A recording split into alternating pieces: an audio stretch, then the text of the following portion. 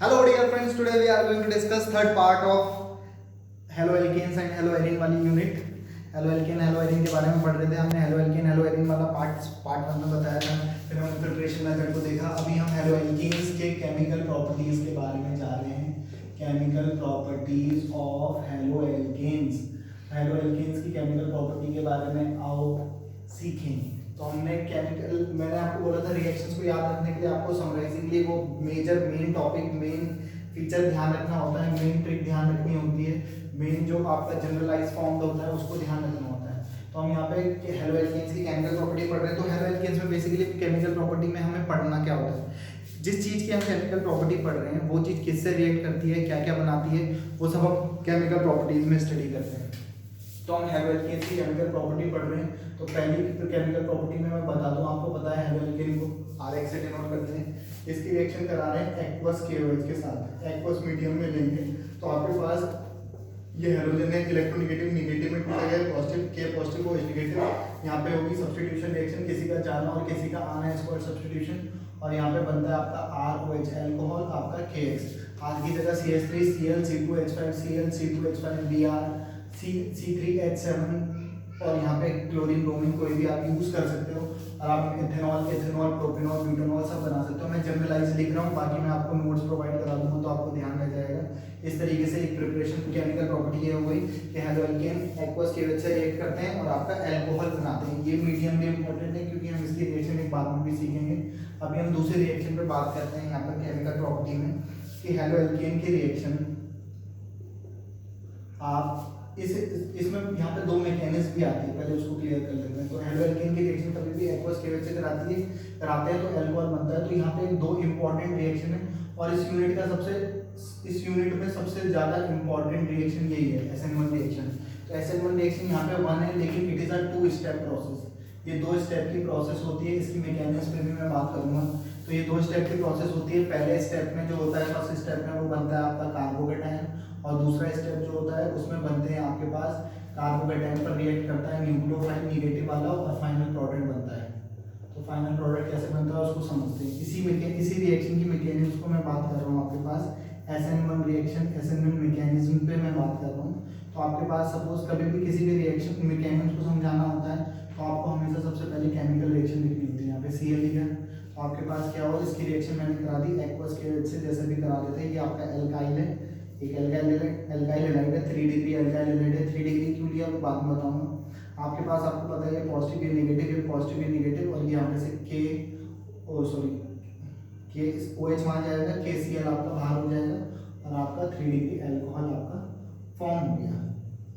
3 degree alcohol, क्योंकि hello OH group से जुड़ा कार्बन 3 कार्बन से जुड़ा है तो 3 डिग्री अल्कोहल बन जाएगा, टर्सरी अल्कोहल। और ये आपका था tertiary alkyl halide, isobutyl chloride भी कह सकते हो।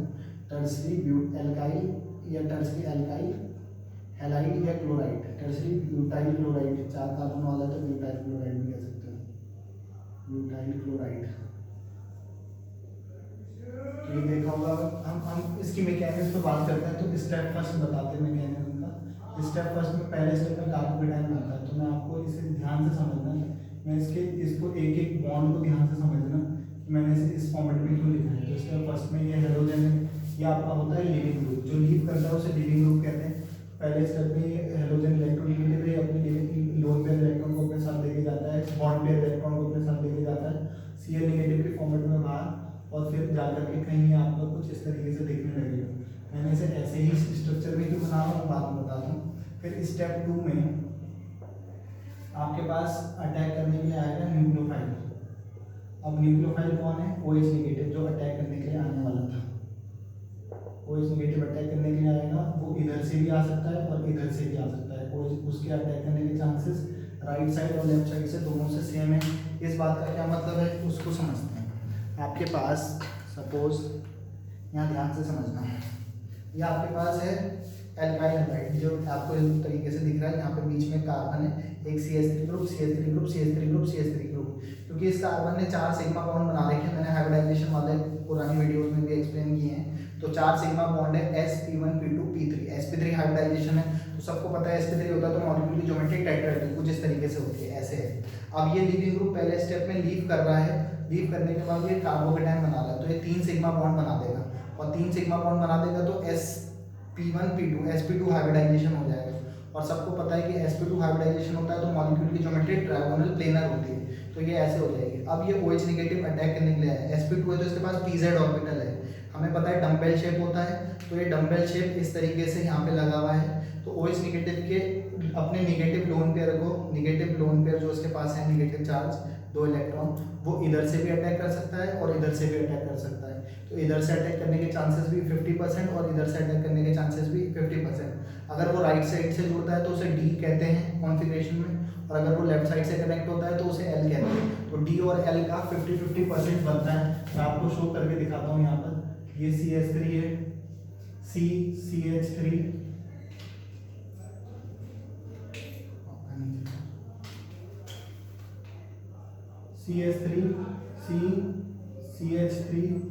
CH3 और इधर से अगर राइट साइड से जुड़े तो ये भी 50% बनने के चांसेस है D।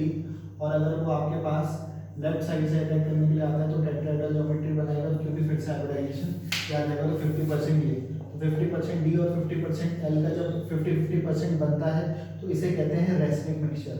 तो आपको याद भी रख सकते हो 1 मार्क्स के ऑब्जेक्टिव क्वेश्चन के लिए कि D और L का रेसमिक मिक्सचर बनता है, तो SN1 का जो प्रोडक्ट होता है वो रेसमिक मिक्सचर बनता है। तो SN1 रिएक्शन में आपने अगर गौर किया होगा तो मैंने यहाँ 3 डिग्री एल्काइल हैलाइड लिया था, 0 डिग्री 1 डिग्री नहीं लिए, क्योंकि पहले स्टेप में कार्बोकेटाइन बनता है, तो पहले स्टेप में कार्बोकेटाइन बनता है तो वो बनना भी चाहिए, बनना चाहिए ऐसा मतलब है कि वो स्टेबल बनना चाहिए। तो हमें पता है 0 डिग्री 1 डिग्री और 3 डिग्री कार्बोकेटाइन में 3 डिग्री कार्बोकेटाइन स्टेबल होते हैं। उसके 2 रीजन है, एक तो इंडक्टिव इफेक्ट, ये अपने पॉजिटिव चार्ज इलेक्ट्रॉन की कमी की वजह से अनस्टेबल है, लेकिन इसमें 3 एल्काइल ग्रुप लगे हैं तो ये प्लस आई ग्रुप होते हैं, तो वो उसे इलेक्ट्रॉन डोनेट कर रहे हैं। तो उसको वैसे तो वो अनस्टेबल है, लेकिन उसके 3 लोग पीछे से खड़े हैं कि तू घबरा मत हम तेरे साथ हैं, तो उसकी स्टेबिलिटी को बढ़ा देते हैं। तो प्लस आई ग्रुप जुड़ने से कार्बोकेटाइन की स्टेबिलिटी इंक्रीज करती है, that is why 3 degree carbocation stable होते हैं। तो ऐसे इसलिए ये पहले, इसीलिए जनरली 3 डिग्री वाले का ही एग्जांपल लिया जाता है। दूसरी इंपॉर्टेंट बात आती है हाइपर कॉन्जुगेशन के बेसिस पर भी हम इसे समझ सकते हैं। कभी आप हाइपर कॉन्जुगेशन वाला टॉपिक समझेंगे तो 3 डिग्री कार्बोकेटाइन वो भी बताता है कि स्टेबल होता है, इसीलिए हम SN1 रिएक्शन में 3 डिग्री वाले एग्जांपल को यूज करते हैं।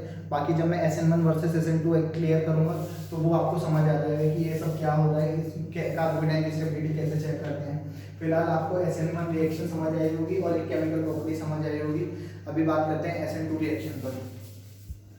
अब हम बात करते हैं SN2 मैकेनिज्म पर। इसी रिएक्शन को अगर हमें SN2 मैकेनिज्म के थ्रू समझना है तो वो कैसे होती है। जैसे फॉर एग्जांपल ये आपके पास है CH3, आपको पता है कि CH3Cl है, ये 0 डिग्री एल्काइल हैलाइड है। क्यों? क्योंकि इस हैलोजन से जुड़ा हुआ कार्बन एक भी कार्बन से कनेक्टेड नहीं है, तो 0 डिग्री एल्काइल हैलाइड है।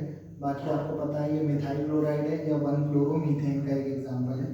तो अगर आप इसकी रिएक्शन एक्वस KOH से कराते हो, एक्वस KOH से कराने पर आपको पता है, मैं पहले रिएक्शन समझा रहा हूँ फिर मैकेनिज्म पर बात करूँगा। प्लस माइनस ये टूटेगा पॉजिटिव नेगेटिव, तो प्लस माइनस के Cl नेगेटिव गया और ये इसकी ज़िंदगी में आ गया, तो ये इसकी ज़िंदगी में आया है।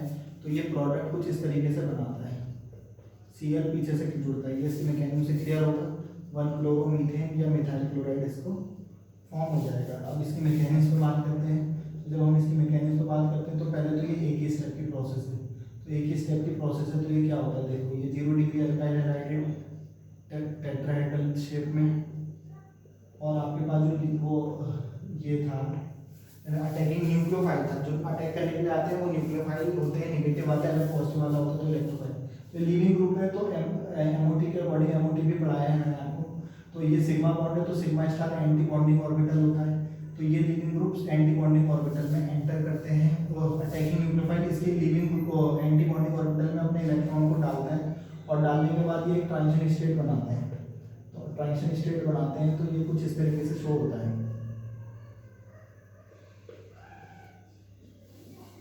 तो यहाँ पे आप देखोगे तो ये लीविंग ग्रुप लीव करता रहता है और ये जुड़ता रहता है। जब बॉन्ड का बनना, फॉर्मेशन और बॉन्ड का ब्रेकिंग साथ साथ होता है तो ऐसी स्टेट को ट्रांजिशन स्टेट कहते हैं और इसे इस हैशटैग टाइप वाले साइन से रिप्रेजेंट करते हैं।